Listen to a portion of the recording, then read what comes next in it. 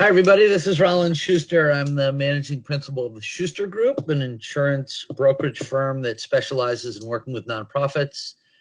I'm also the founder and president of Tango. So thank you all for joining us today. This is a continuation of our Tango Nonprofit Education Series. And in these seminars or webinars, we are tackling the issues that are really important to nonprofits, especially as we go through times like this, post-COVID, or midstream of COVID, I guess. And today we have ESC, one of our wonderful partners on the platform. And they're going to be talking about something that I think is critically important as we go into the new world here. It's how to protect your workers in your building environment and really some of the key things you need to know as a nonprofit. So ESC has been a partner for, I want to say, a couple years. Pat Sullivan and I have known each other for many years prior to that. When he learned of Tango and in his new role at ESC and told me about all the work they're doing, I thought this was a perfect match. ESC has tremendously deep roots in the nonprofit community, is doing some great work across the platform, and it's an honor to have ESC, Pat, and his team to share their ideas with us. Before I get started, I do just want to give everybody a quick update on Tango, and then I'll turn it over to Pat, and he can introduce Joe and Jack. Next slide, if you don't mind, Rob. So why did I create Tango? So after many years of working with nonprofits in the insurance business and bringing on lots of new clients and forging great relationships, it dawned on me that there's probably a better way to do business. You know, there was this thought out there that capitalism is at odds with community support. And there's an emerging trend going on in the world of social entrepreneurship.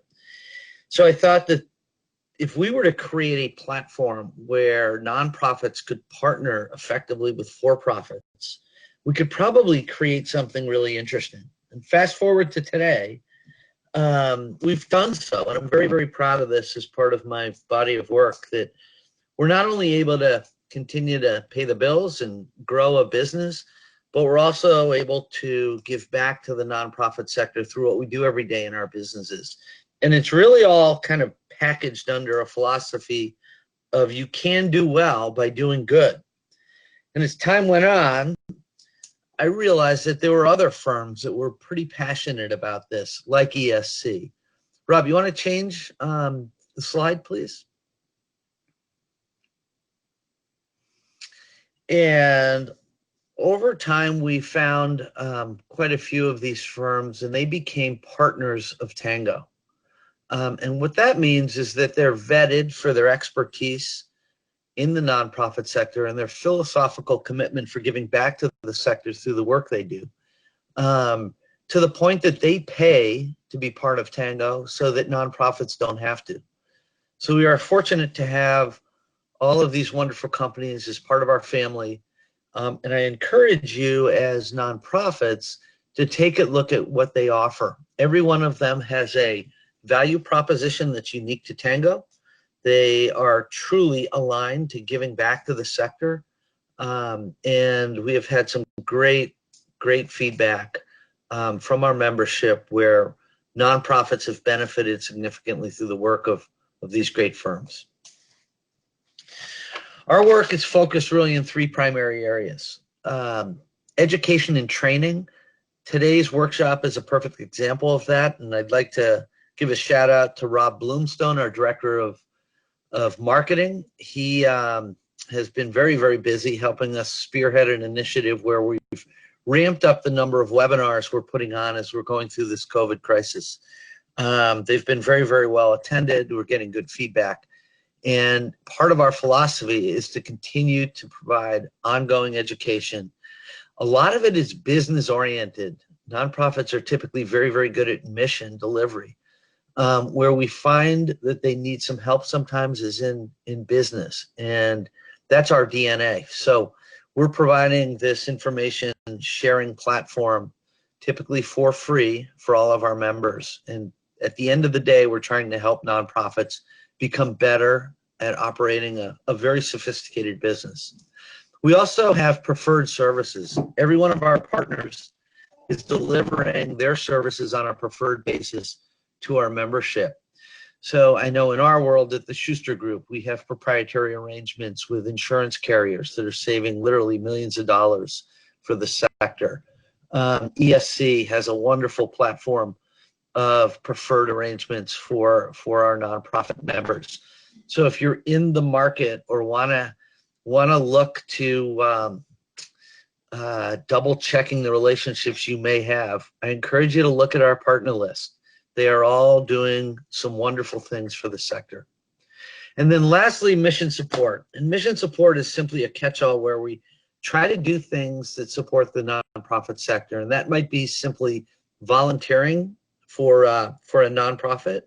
It could be our Donation Depot, which is a matchmaking service where we solicit for donations in the for-profit world of high-end, used, typically office equipment, or technology, and match make that with, excuse me, with those nonprofits that are in need. And then we have our foundation, which is a true 501c3 foundation. And what we do with that is we raise money in a non-competitive fashion, mainly through our industry contacts.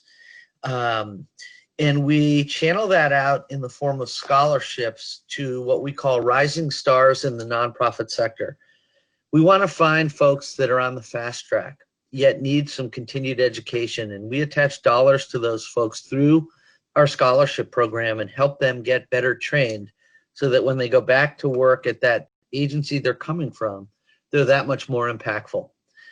This fall, we'll be giving out some scholarships, and I encourage you to go to our website.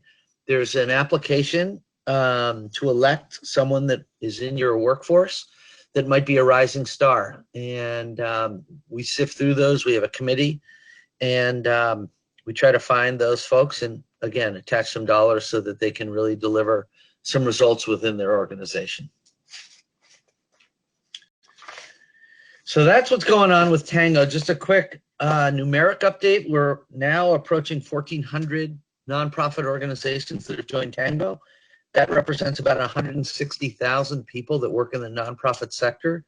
That gives us enormous scale and clout to do business differently. So we're becoming a bit of a powerhouse in support of the nonprofit sector. So I want to thank all of you for your membership and your commitment to being a part of Tango. And if you have ideas that you think we could help you with, we do get our best ideas from our members, so please feel free to share them with us. So the reason we're here is to talk about the topic of the day with ESC. So I'm going to turn it over to Pat and let him introduce his team and take it away, Pat. And thank you all for joining us. Hey, thanks a lot, Roland. Hard to believe that 4 months and 1 week ago today, we wouldn't even understand having a discussion like this. And as we know, an incredible amount has happened in that period of time. Quick bit of housekeeping. If you have any questions, put it in the chat box. We'll try to monitor it as it goes on. If it's something that's good for the group, we'll talk about it. If it's specific to your company, we can get back to you after the call. But a lot has gone on in a very short period of time. As a Tango Alliance business partner, we are dedicated to the mission of providing you with information and offering our expertise as well as business solutions for your needs. Today's workshop is entitled Protecting Your Workers in the Business Environment, but we all now know that it's also about protecting our family and friends. It's a very serious topic, but not one that needs to be overwhelming. Common sense plays a major role. Joining me is Joe Boysenalt, the manager of our HVAC group, who will focus on specifics related to the very important topic of airflow and air purification. And Jack Cunningham, the director of our Energy Solutions group, who will give you information on how some of your improvements may be eligible for a substantial subsidy from your electric utility. Next slide, please. A little bit about ESC. So Environmental Systems Corporation, more commonly known as ESC, is located in West Hartford and has been in existence for 46 years. As you can see from the image on the screen, ESC has 6 industry-leading groups: building automation, security, life safety, which is fire protection, energy efficiency, audiovisual, and HVAC mechanical. We pride ourselves on staying on the cutting edge of technology advances and providing exceptional service. If you need assistance in any of the areas I mentioned, please call me and we will help you. Next slide, please. Before I say anything, the items we're going to talk about today primarily are things we can help you with. I'm going to give an overview of some of the basics as well, and then some more sophisticated technologies that we're involved in. But understand that the information you really need to run your businesses and open your business properly, going to go by the state guidelines and the CDC guidelines, are readily available at the website you see on here. So that's ct.gov/COVID, and the CD website, cdc.gov. So those are 2 websites. If you have not done so, put some time aside and go in there, and there will be information on your specific business, what you really need to do, and some ideas there.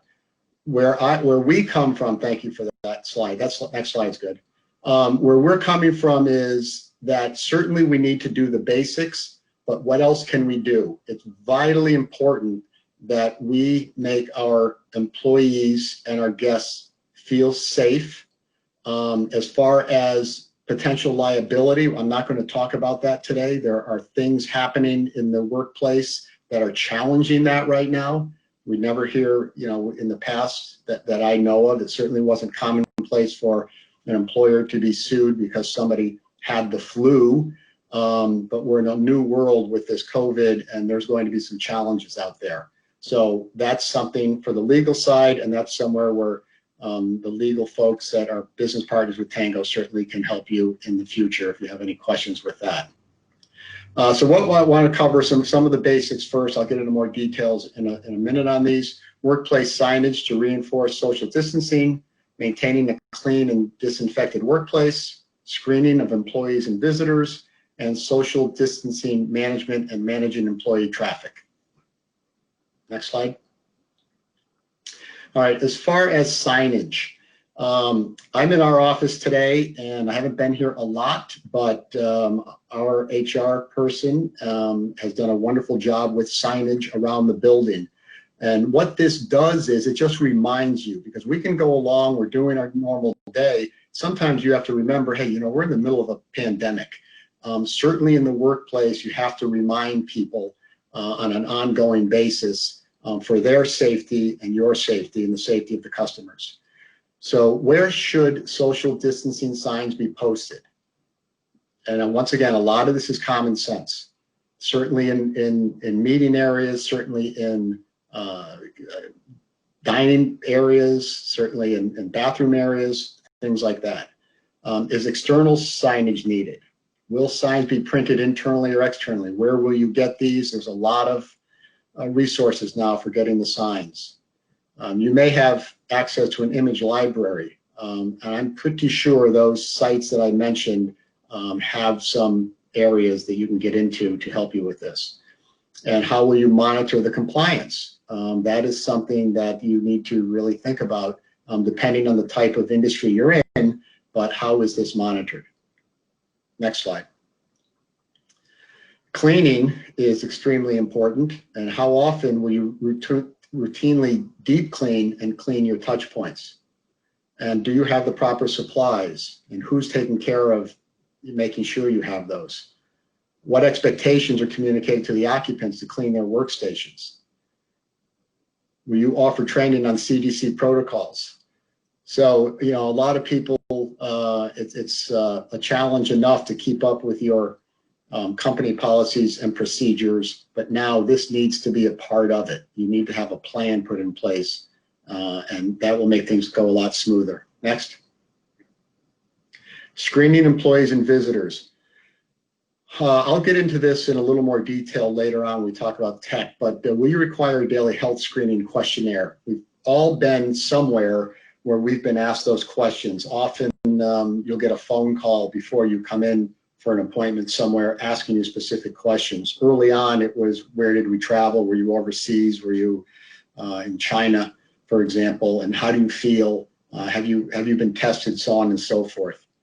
Those are important questions because it causes everyone to pause and really take stock of, how do I feel? Let me think about this.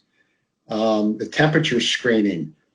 There's a lot of discussion about this because some people asymptomatic, do not have a temperature. Other people may test positive, don't have a temperature, but it is part of the protocol that in most cases should continue. It's just one piece of the puzzle because a lot of people will have an elevated temperature before they're even feeling bad. And what's the process to follow if a person does show a high temperature? What do you do? How do you deal with that? And will all occupants and visitors be required to wear face masks? It's a lot better to have this very clearly stated in your policy as people come in and enforce that, and then there's no questions. Next, please. The social distancing is very, very important. As we've seen it in restaurants as they've opened up. I saw one last night that they had booths in this restaurant, and every other one was closed off. As a potential customer, I looked in there. I said, "Yeah, I'd feel comfortable in that environment. That's a good way to do it." And you need to do the same thing as far as making your employees and customers, feel comfortable. The traffic flow. That's very, very important. You go into any store now, go to a Starbucks, go into a supermarket. We're all trained in a short period of time to look down and see where the arrows are pointed. The staggered shifts and hours flexibility is something that we're hearing already with the schools reopening. That's probably going to occur. And the same thing's occurring in a lot of manufacturing plants and certainly in the Midwest as far as the meat packing plants and food processing and so forth. And virtual resources, what we're working on right now on this platform. Jack, who we just mentioned before this started, he's had many appointments in the last 4 months, but very few have been in person.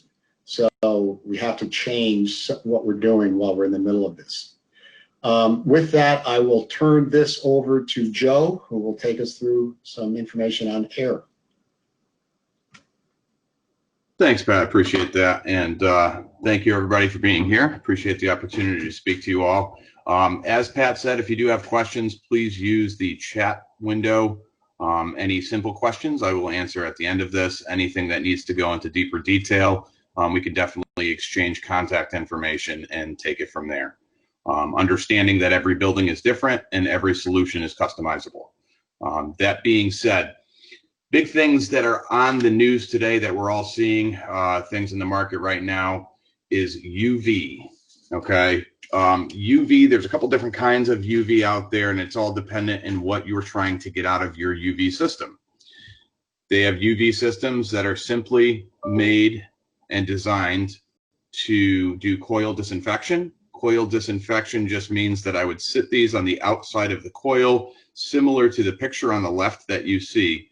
And I would irradiate anything that comes onto that coil or in that drain pan.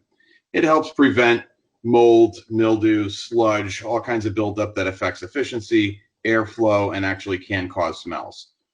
That product has been on the market for a very long time now, 15 or so plus years they've been doing coil irradiation or coil disinfection. The other type, which you see on the other side here, is airflow disinfection. That is what's more commonly being used and being sought after right now due to the current circumstances. Obviously, anything that's out there that can kill germs and viruses at this point is a very hot commodity. Everybody has been asking a lot of questions and how it works and what they need and so forth. In air disinfection, I'm actually going to use a lot more UV than you see on the left picture, as you see on the right, where I have multiple bulbs in there. The reason I'm doing that is I need to irradiate any bit of airflow that comes past those bulbs. So when you go in and you design a system, I'm going to look at the system. I'm going to see exactly how much airflow goes through there, and I'm going to match the lights to make sure that I have enough UV in there to kill anything that could be passing by. As far as the different types of UV, again, there's only one type of UV that's used in HVAC, and that's UVC. That's the C band off the UV, off the ultraviolet light spectrum that is used for disinfection. Obviously, there is a lot of different UVs out there, but the UVC is all that we'd be using in your HVAC system. These, again, are customizable to the piece of equipment that it's going on and to the solution that we're trying to provide. That gets done by coming in with a brief survey, asking some questions about what we're trying to accomplish here, and kind of going back to the drawing board with the manufacturers and the engineers to see what the best solution is going to be and start designing that for you. So as far as UV goes, again, any questions, feel free to put it in the chat. We can definitely talk about that. This is a much longer conversation depending on the solution. So anything that you have, we can save till the end. Next slide, please. All right, ventilation guidelines is another thing that's been huge on the news right now. This is going to kind of roll into a little bit of what Jack's going to say after me too, but he's going to take it from where I leave it off here.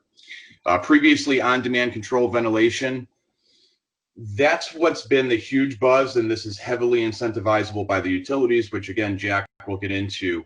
On-demand ventilation means that it's truly on demand. If there's a need for ventilation, then the unit will ventilate fresh air in and exhaust air out of the space. The way it does that is it's actually reading CO2 sensors, or carbon dioxide, not monoxide, not the dangerous stuff, but carbon dioxide, which we expel after we take a fresh breath of oxygen in. Carbon dioxide has been known to take up enough of the oxygen in the space where it actually affects productivity. It affects your energy level. It affects your wavelengths of your mind. I mean, as you're thinking and as you're trying to problem solve and everything, if there's a lack of oxygen in the space because there's too much CO2 in the space, then it's easy to become a little confused and lose your place to where you are. For these sensors can be placed either in the return ductwork, the ductwork that brings the air from the space back through that piece of equipment, or they can be placed in a specific place in the building. Depending in what you're trying to accomplish, again, depending on the system, that would be customizable to fit the needs. Now that we're going through the COVID, the on-demand ventilation has kind of taken a little bit of a back burner, because at that point we're only ventilating as much as we have to, and that's it. No more, no less. That's where the efficiency comes from.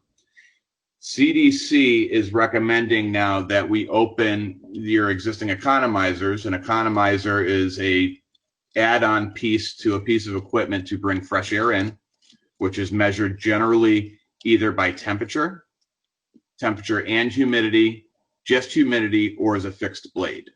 Okay, any of the modulating or humidity controlled, temperature controlled, they'll consider dual enthalpy. If I have 2 points of measuring, that is also an incentivizable thing that Jack can get into.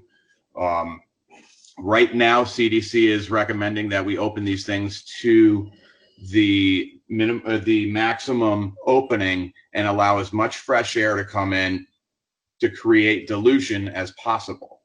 The reason they're doing that, again, is for dilution. The more fresh air that I can mix in with any polluted air, the more of a dilution factor I have, the less concentration of that pollution becomes, whether it be a smell, whether it be a virus, it be, smoke, it be anything like that. Okay.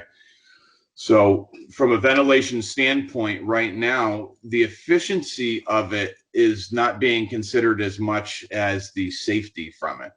And I'm much safer by dilution than I am by on-demand only ventilating when I need to. However, as soon as COVID goes away, everything is going to go back to on-demand control ventilation, as well as modulating economizers, which open and close from 0 to 100% and it modulates based off humidity and temperature. Once we get through the COVID, that's where we're going to go back to. That's the technology that's out there nowadays. That's what every system comes with. If you ask for it, you can build these units intelligently where they have those kind of controls on them already. It's a really, really good setup for the right time. Need to exhaust more air out. As a part of when I bring fresh air in, I have to exhaust air out, right, for building pressurization. If I was to bring in, quite a bit more fresh air in than I'm exhausting out, then I would have an overpressurized building, right? Now, in today's world, the pressurization isn't as important as the ventilation. There are different scenarios where I would create a positive pressure if this was a clean room, if this was a surgical center, a surgery operating room itself, where I have to create a overpressurized room to make sure there's no infiltration. Right now, we're actually not trying to fight infiltration.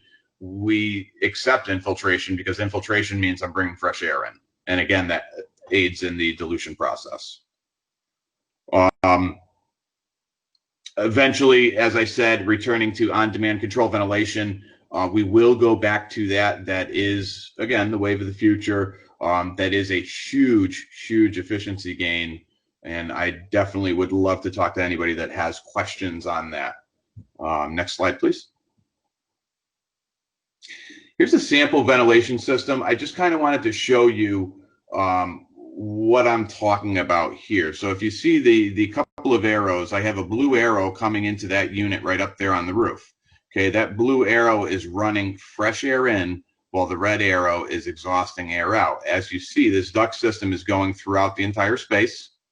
Okay, there is a condensing unit next to it, or a compressor unit, that runs refrigerant through a coil, so it conditions the air as it comes in. That way I'm not just throwing 90-degree, 76% humid air into the space. It's actually conditioning it on the way in. Not every system has conditioning for it. So some buildings we may be over-ventilating right now on purpose, okay, due to CDC recommendations. If we are over-ventilating and we do not have means of conditioning that air on the way in, that could pose some problems, and that's definitely worth a conversation, because obviously if I'm bringing in hot, moist air, then there could be issues down the road of mold and mildew kind of buildup. So that's definitely something we would want to talk about. We'd also want to talk to you too if there's no heating conditioning, because if I'm bringing in 0-degree air over the winter, I want to make sure that I'm not freezing anything on the way by. So from the ventilation standpoint, there are systems out there that just simply exhaust air out and bring air in. The more friendly system, building friendly and service friendly system, is going to be one that conditions the air coming in and out, because it will cause less problems down the line. So again, as you see, this duct system goes throughout the entire space, and depending on the building, there may be multiple units that are doing different spaces. There may be, one large unit on the roof connected to a bunch of smaller air volume units that are moving air throughout the space. That's why I say every solution is customizable, and it needs to be. None of this is cookie cutter, especially in today's world with what we're trying to accomplish right now. I can't just say like it was, coil disinfection. Okay, I'm going to put 2 tubes in, one on each side of the coil, and call it a day. That's not what's going on anymore. Whether it be the ventilation, the UV, the filtration, there's so many different ways that we can combat the COVID that it's definitely worth at least a conversation to see what you have and how we can help you improve the safety for yourself, for your employees, and for any of your clients that may be coming in. Thank you. That goes on to Jack's slide right there. Is there any questions before we go on to Jack? Okay, I don't see any questions now. As I said, Jack will talk to you about quite a few of these incentives that go along with putting in these more intelligent ventilation systems. Jack? Thank you, Joe. And first off, I'd like to thank Raleigh and Rob, and of course, Pat Sullivan from ESC, our Director of Strategic Initiatives, for putting this together. And I'd like to also thank all of you for taking time out of your busy day. And I think you'll find there's probably some messages here that will end up helping you. So as Joe said, there's a number of energy conservation measures that we can put together in order to possibly help you do Joe's initiatives without having to come out of capital budget. When people ask me what I do, the natural thing to say would be I'm in energy efficiency, but that's not really what we do here. What we do is we put together financial models that definitely have energy efficiency in them, but we leverage the energy incentives available through your local utility, the loans available both through the utility or in some cases in the private market, and the savings. And by doing those three things, we can usually give you a project where you do not have to pay out a capital cost because the savings pays whatever remainder you have left off. So as we spun out of this COVID thing, and it's the first slide you'll see before you, the utility got together and realized they had a problem because they have goals to reduce both gas, CCF, and electricity, KWH, and they lost about 4 months, and really they only work about 8 months because they're typically finishing up last year for the first 2 or 3 months of the new year, and then they sort of end around Thanksgiving. So they've really lost a lot of time here, and the legislature of the state of Connecticut in this case, and the state of Connecticut and Massachusetts, excuse me, are not going to reduce the energy conservation goals that they have for each utility. So what they came up with was these increased incentives, and it is to promote and to convince and cajole people to do these energy efficiency projects. So as you can see real quick, basically they went up about 10% on each of the base incentives, and that can make a world of difference when you look at the economics of the projects. So this is, if you go to the next slide, please.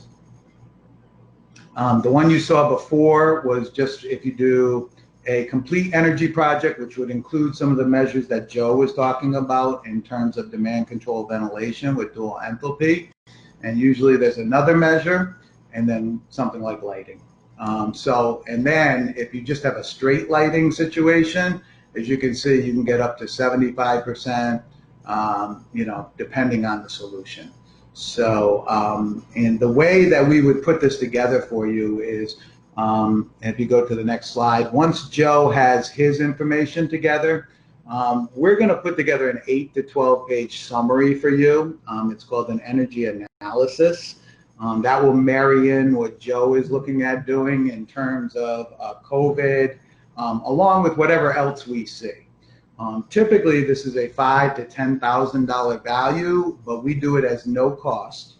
And this energy analysis can serve as a couple different things. It could be an energy conservation plan going forward. Often it's used strictly as an energy reduction plan going forward. And as you can see, what we're going to list out within the 8 to 12 pages, besides describing all these measures, if you look at this graph from left to right, basically what you will have is ECM, that's the energy conservation measure, 1. The lighting, lighting upgrade is the measure name, the electrical cost, the natural gas costs, total annual savings, measure cost, estimated base incentive, estimated cost comp bonus rather, estimated total incentive, estimated net cost, your payback, and your total lifetime savings. So if we go through this list, you can see this is quite a lot of energy conservation measures. But if you look all the way down at the bottom and all the way over to the right, you'll see that this was a 2.1 year payback for this customer. And you will also see that the measured cost was 1.7 million-ish. They were going to get $634,000 towards it. They were going to get a comp bonus, and that is a bonus you get for doing multiple measures together, of $495,000. So their total incentive was $1.13 million, leaving them with only $648,000 out of pocket, which is a 2.1 year payback. Now, you may be saying, well, that's still a lot of project, it's still a lot of cost. So there are loans available, and this is a private college located in southeastern Connecticut, which I won't name.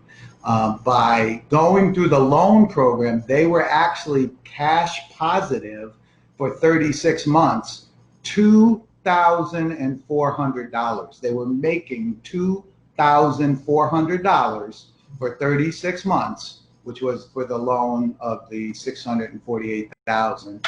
Once it was paid back, all of this savings was theirs, the $312,000.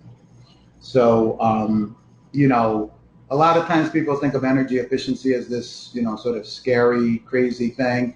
But, that's what we're here to do. We're here to help. We will put this together in, a way that makes sense to you. If for some reason you're like, well, we don't want to do anything right now, we're going to shake your hands and say, okay, well, here's your energy conservation plan. Good luck in the future. And it was very nice meeting you. And in this instance, it may be able to help you pay for some of Joe's measures that he is, he's talking about here. So that's pretty much it for me. But if anybody has any questions, I will also be happy to answer anything.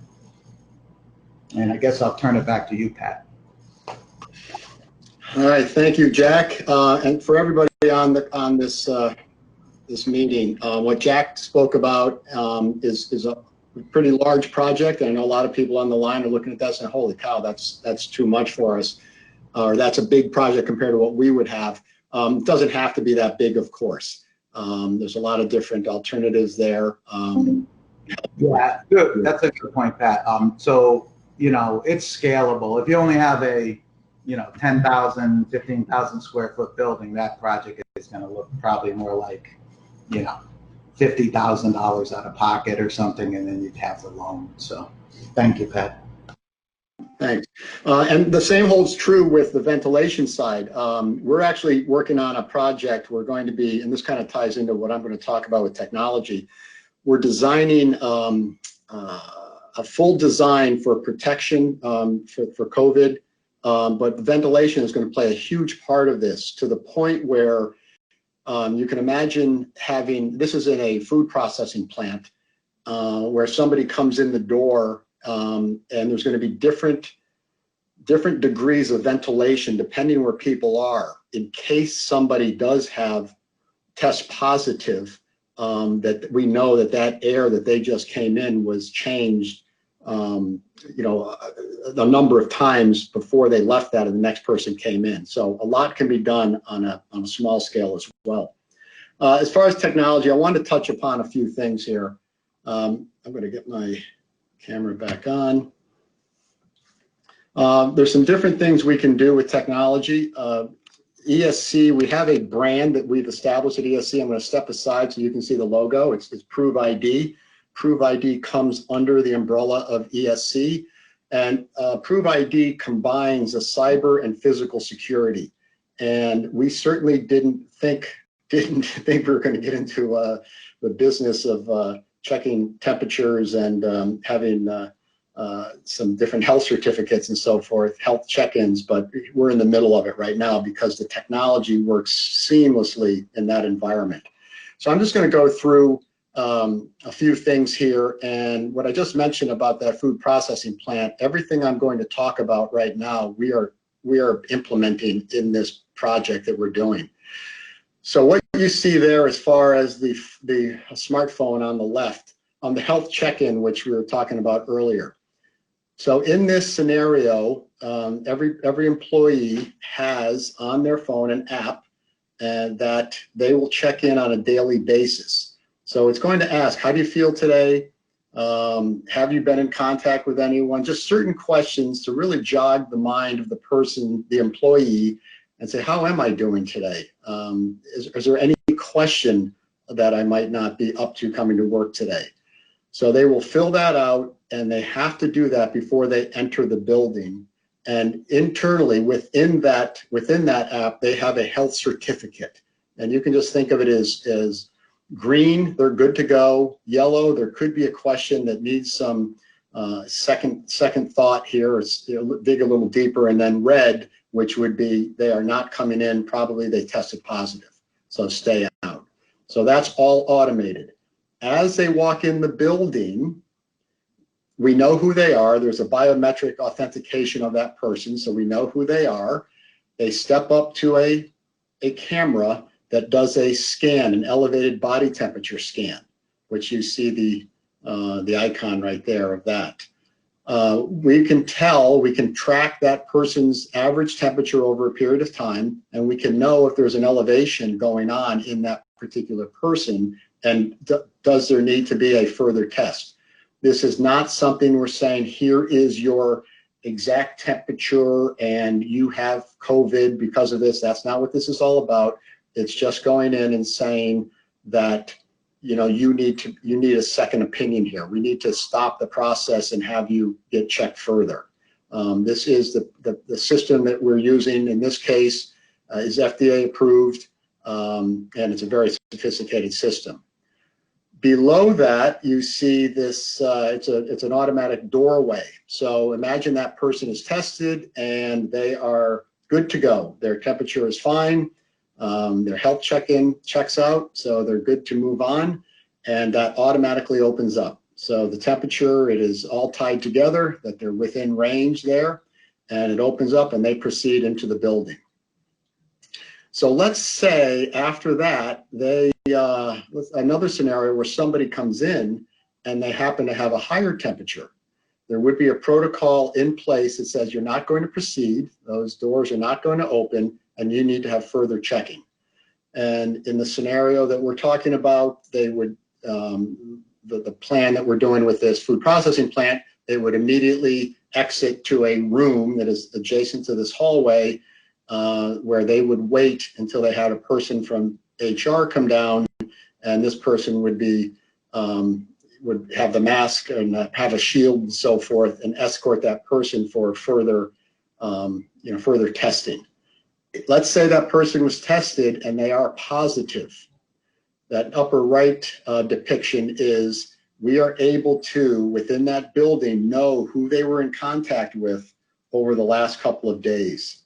There is a certain period of time that the day that somebody is feeling sick, that's the day they are most infectious, but 2 days prior to that, they still are infectious. So we want to know who they were in contact with, and we would be able to know who they were in proximity with within the period of time that there should be concern. And then those people can be tested or notified that they were in proximity of someone, whatever the protocol is for that particular company. Lower right is segmentation. We talked about, I mentioned the schools are going back, they're segmenting, but let's take food processing as another good example. Whereas they might have had 2 shifts with all employees coming in, for each shift, 100% of their employees over those 2 shifts. Well, now that could be broken up to 3 or 4 shifts. With the segmentation, we could say this group of employees should only be in a certain part of the building. They are not to go in. The following day, the other employees can come in a certain part of the building. Well, we could tell through technology that if they happen to go into another part unknowingly, they just wander off, or for whatever reason, there can be alerts there say, wait a minute, you're not supposed to be there. Or even if it's a large company, somebody might think, oh, I'm just going to sneak in there today and I've got some work to finish up or grab something. If somebody wanted to be strict about segmentation, you certainly can be. We could know that through technology. So I wanted to show you that just to know what is going on out there. There's a lot. The other thing you should know is you might feel a little overwhelmed and say, what am I going to do with this? I'm behind the 8 ball. There are companies that you would know the names of, large companies that you would think, wow, they really have their act together and they'll know exactly what to do. They're wringing their hands saying, we don't really know what to do because we don't know what's going to happen in the fall. Is there going to be a second wave? Is it going to increase? Can we protect our employees? Will they feel good about coming back? So just know that there's a lot of questions to be answered, and a lot of people are just keeping an eye out for information, getting all the information they can, looking at the possibilities, looking at technologies that can be used to make their people feel comfortable. So just keep learning. Look at those websites I mentioned earlier, the ct.gov/coronavirus and cdc.com. Incredible amount of information there. And anything we can help you with, please let us know, and we'll be glad to do that. So all, thank you very much. Next slide, please. This is our contact information. So if you do have anything specific, I'm not sure if there's any chat messages, but I'm not seeing any. Rob, are you seeing any? No, I don't see any at the moment. All right. So if you do have any questions, please feel free to contact us, and we'll be more than happy to help. Yeah, thank you all for attending our webinar today. As you know, Tango and our partners are here to help your nonprofits thrive. So take advantage of our complimentary workshops, especially the services that our partners provide. You can see exclusive pricing and programs that they offer to our members, which is on our website. So, you know, once again, they're here for you, and they truly care about the nonprofit sector. We also have a golf tournament coming up on October 5th. It's for the Tango Foundation, and all the information is on our website as well. So continue to take advantage of our services, and we appreciate you being members, and thank you again.